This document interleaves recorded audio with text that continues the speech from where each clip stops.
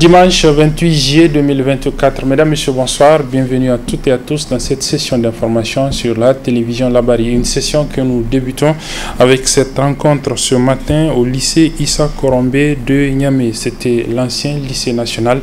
Une rencontre notamment entre les anciens élèves de ce lycée qui se sont constitués en comité, en amical plutôt, amical des anciens élèves donc du lycée Issa Korombe de Niamey, une amicale qui a 14 années cette année. Je vous propose donc de suivre le résumé de la rencontre qui s'est tenue aujourd'hui entre les anciens élèves du lycée Issa Korombe de Niamey avec nos reporters Sadou Doumi et Ismaël Moumouni. Le lycée national baptisé Issa Korombe est l'un des plus anciens établissements scolaires de la capitale. Cette école a vu le passage de plusieurs personnalités politiques et scientifiques du Niger. Ces anciens élèves de cet établissement se sont réunis au sein d'une association dénommée Amicale des élèves du lycée Issa Korombe, Amélique. Cette dernière est non seulement un cadre de rencontre fraternelle, mais également œuvre au développement de l'école, comme en atteste le président de l'Amélique.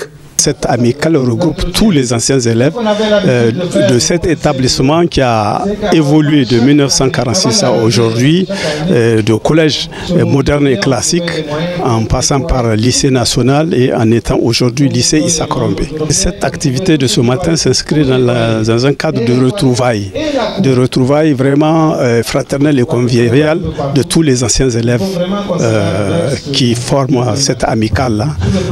Nous avons jugé utile de nous retrouver pour pouvoir bien entendu savourer les bienfaits de cette fraternité, pour pouvoir échanger et surtout porter un regard assez attentif sur la situation actuelle du lycée Issa Korombe, qui j'avoue n'est pas des plus brillantes tant sur le plan infrastructure que sur le plan pédagogique. Ces anciens élèves sont reconnaissants à l'endroit de leur école formateur à travers leurs multiples actions au profit de Korombe. Une joie que ne cache pas le proviseur. Je remercie très sincèrement les membres de l'amicale d'anciens élèves du lycée Issa Korombe pour cette initiative que je trouve louable. L'amicale d'anciens élèves du lycée Issa Korombe a posé beaucoup d'actes dans notre établissement. Et vraiment, nous remercions les différents acteurs de cette association. L'amicale a posé beaucoup d'actes concrets et je pense qu'elle va continuer également à poser ces actes louables. Nous avons soumis des doléances à l'amicale et je pense que les membres de cette association vont examiner nos doléances et également donner une suite à ça. Les anciens élèves de la promotion 54 jusqu'à 83 ont participé à cette rencontre au cours de laquelle ils ont visité l'école afin de s'inquiéter de la situation à laquelle ils comptent y remédier. C'est dans un cadre convivial que s'est tenue cette rencontre. Partons à présent dans la région de Dosso, plus précisément dans le département de Gaïa, pour vous faire découvrir un village de ce département. Il s'agit du village de Yelou, un village Tchanga, où les populations ont comme activité principale l'agriculture et le commerce. C'est un reportage signé Ismaël Moumouni.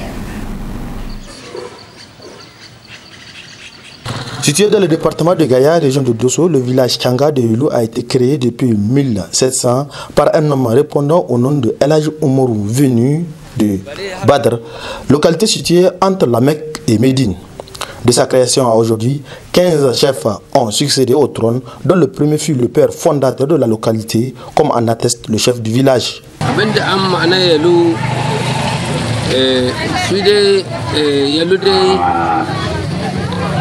da an tsaye da yalu ɗin nan amma yalu islam take a larabci sai an ka tsaye da ta yalu kawai amma sunanta da an ka abanganta yalu. Yelou tire son nom de l'arabe Yelou l'Islam qui veut dire purification islamique, car ce nom a été attribué à ce village par son père fondateur El Hadji Oumarou Ntchanga en partance pour le pèlerinage.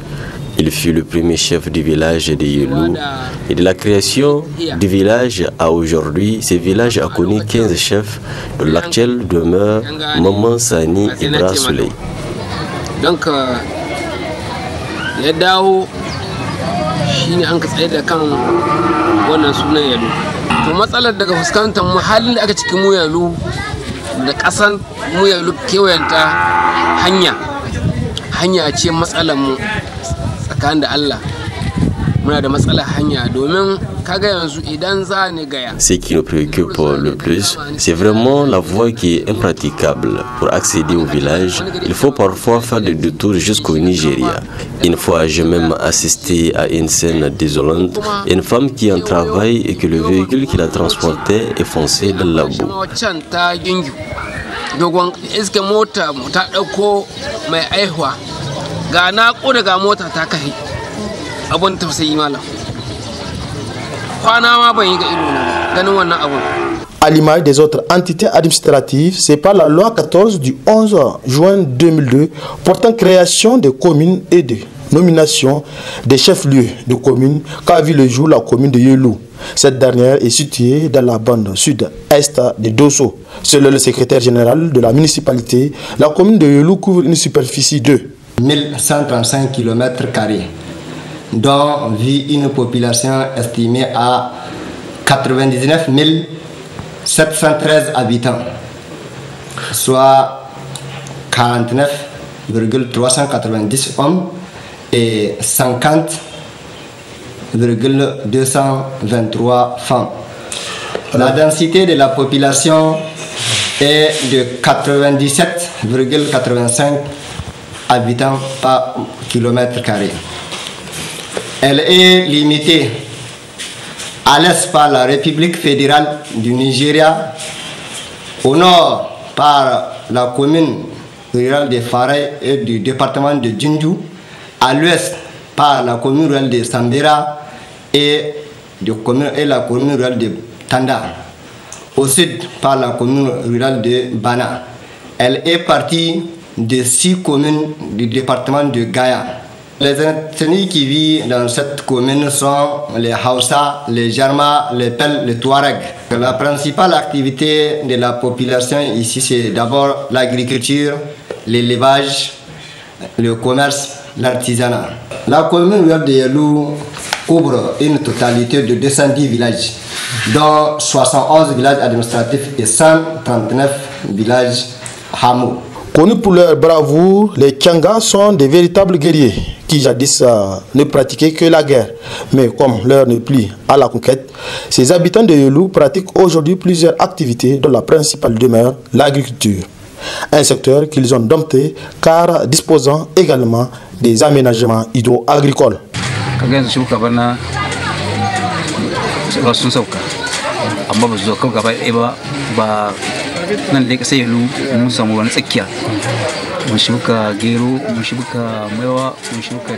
Nous enregistrons des averses en cette période d'hivernage.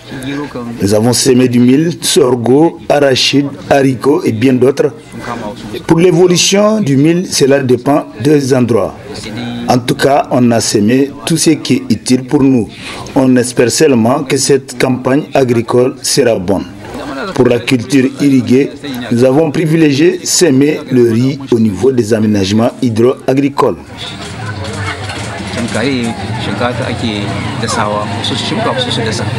Soucieux du développement de la localité, les jeunes de Yelou se sont réunis en association pour mener des actions, comme en atteste le président des jeunes.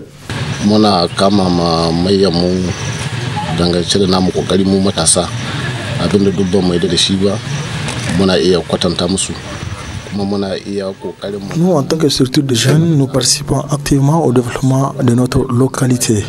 Quand on trouve quelque chose d'anormal, on donne notre opinion pour qu'il puisse être corrigé. Quand les anciens font recours à nous, on répond promptement.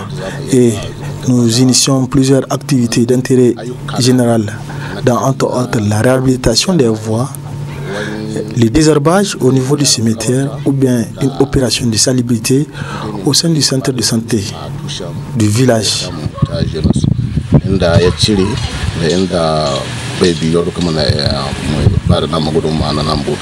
L'insécurité qui prévaut au pays n'a pas épargné Yelou, dont le poste de contrôle de la gendarmerie situé à 2 km de la commune a subi une attaque terroriste le 12 mai dernier, avec malheureusement la mort d'un civil. Les impacts de balles, les vestiges des hangars témoignent de la violence de cette attaque. Depuis cette attaque, le poste a été complètement déserté par la gendarmerie et la douane. C'est la période des grandes vacances, période mise à profit par des amoureux et des amateurs du ballon rond pour organiser des compétitions sportives dénommées tournois, les tournois de grandes vacances. Celui du quartier Lazare, c'est dans le 2e arrondissement communal de la ville de Niamey, a débuté cet après-midi pour sa 11e édition. Pour cette édition, une vingtaine de clubs sont engagés pour le sacre. Le résumé de la cérémonie d'ouverture de la 11e édition du TGV du quartier Lazare avec nos reporters Aboubakar Souley et Adam Soumana. Comme à l'accoutumée, c'est massivement que les amoureux du ballon rond du quartier Lazare prennent d'assaut ce stade pour assister au lancement du tournoi de grandes vacances du dit quartier. Un tournoi qui est à sa 11e édition. Quand vous regardez par rapport aux autres TGV, et pour organiser avec 24 équipes, ce n'est pas du tout facile. Mais quand même, on a essayé plusieurs fois et ça a marché. On continue à l'organiser jusqu'à cette 11e édition. Comme d'habitude, nous allons toujours essayer de faire mieux que l'année passée. Nous allons essayer de faire tout pour que ça soit plus grand que celle de l'année passée. Mais vraiment, avec cette année, vous connaissez comment le pays avance. Donc vraiment, nous ferons tout. Nous allons faire tout pour essayer vraiment soit augmenter, soit diminuer. Mais quand même, on est conscient parce que les parents sont toujours là. Ils nous soutiennent toujours. Et après que la base, vous voyez l'engouement autour du stade d'Avouré. Vous voyez, jusqu'à présent, il y a beaucoup de gens qui sont dehors qui n'ont pas pu rentrer au stade. L'un des parrains nous parle des objectifs assignés à ce tournoi. Ce qui nous intéresse, c'est l'épanouissement de la jeunesse. Donc, à travers le sport et le football en particulier, donc, on a essayé vraiment de voir comment on peut organiser cette 11e édition. Et vraiment, on l'a bien organisé selon le contexte. Donc, rien n'a changé. Ça veut dire qu'elle sera même peut-être meilleure que l'édition précédente. Les autorités ont mis vraiment l'accent sur la refondation. La refondation, aujourd'hui, je pense que la jeunesse joue un noyau central. Donc, vu vraiment cette refondation, donc on a jugé utile de mobiliser cette jeunesse-là pour venir vraiment appuyer ce que les autorités actuelles vraiment ont mis de l'avant, c'est comment on appelle ça, la cohésion sociale, l'unité nationale. Ainsi donc, cette 11e édition du TGV Lazare vient à point nommé car coïncidant avec les festivités marquant la commémoration de l'A1 du CNSP. Voilà, le quartier, le tournoi de grandes vacances de football du quartier Wadata. Nous sommes cette fois-ci dans le 3e arrondissement communal de la ville de Niamey. A également débuté cet après-midi. Il est lui à sa 4e édition et au top départ cet après-midi pour la course donc au sacre de ce tournoi. Il y a 8 équipes, nous rapportent Ibrahim Abdou et Adamou Soumana. Ce coup d'envoi marque le début de la 5e édition du tournoi des grandes vacances du quartier Wadata de Niamey, sous la houlette de son promoteur, le sieur Gazibo Daouda. Un tournoi qui réunit 8 clubs et auquel les organisateurs assignent de nobles objectifs. AS Famille, AS 21, AS Combattant, AS Poudrière, AS Niamey 2010 et DN Sport. Je dirais sur la cohésion, comme ça a été toujours le cas. On est à la 5e édition maintenant. Donc c'est pour inciter ces jeunes vraiment qui sont vraiment des amoureux du ballon rond à venir s'exprimer. C'est une occasion, c'est une opportunité pour eux de s'exprimer afin d'être vus par les clubs et essayer d'intégrer ces clubs, essayer de s'affirmer pour atteindre un objectif je dirais, endormi, qu'ils essayent de réveiller et de rêver et de pouvoir accomplir ces rêves. Il y a eu beaucoup d'innovations, surtout au niveau de l'organisation et au niveau, je dirais, surtout au niveau de la conception des règlements. Voilà. Nous avons vraiment revu cela, puisque par rapport aux lacunes qu'on a eues à faire dans les années antérieures, on a essayé d'apporter des corrections afin de mieux grandir et de pouvoir prévoir grand pour les éditions à venir. Comparativement aux éditions précédentes, la présente connaît des innovations, rassure le comité d'organisation qui nourrit des attentes. On a eu la situation du terrain, mais quand même on a su relever le défi. Donc, et nous incitons, je dirais, bon, je vais pas, il ne faut pas que je saute. On a vraiment des attentes. On a des attentes au niveau des sponsors et consorts. On a fait des dépôts par-ci, par-là. On attend toujours. Mais avec nos moyens du bord, en tout cas, on a essayé de se lancer et de voir la suite, Inch'Allah. Ce début de compétition qui a vu l'AS 21 en bleu croiser le fer à l'AS Fahamei en rouge s'est soldé par 1-0 à la première mi-temps en faveur de l'AS Fahamei. Un score maintenu jusqu'à la fin du temps réglementaire. Voilà le tournoi des grandes vacances du quartier Wadata qui est donc à sa 5e édition. Il y a eu déjà donc 4 éditions. C'est la 5e qui a été donc officiellement lancée cet après-midi. À l'occasion de l'anniversaire de la prise du pouvoir par le Conseil national pour la sauvegarde de la patrie, le CNSP, la Fédération nigérienne des sports équestres a lancé hier une série de courses à l'hippodrome international de Niamey. Je propose de suivre la cérémonie de lancement de cette série de courses hippiques au niveau de l'hippodrome de Niamey avec nos reporters Sadou Doumi et Ibrahim Abdou Tikiri.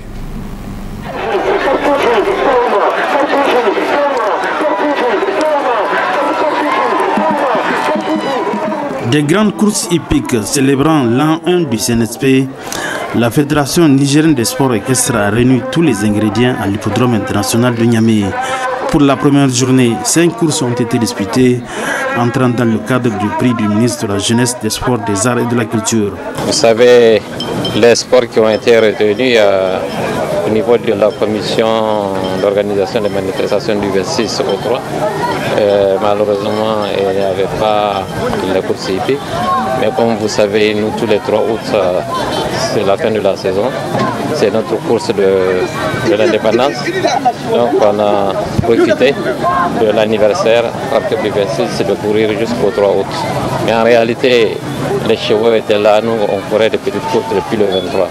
Et ça va continuer jusqu'au 3 août pour nous aussi contribuer à notre façon à l'anniversaire de l'an 1 de CNSP.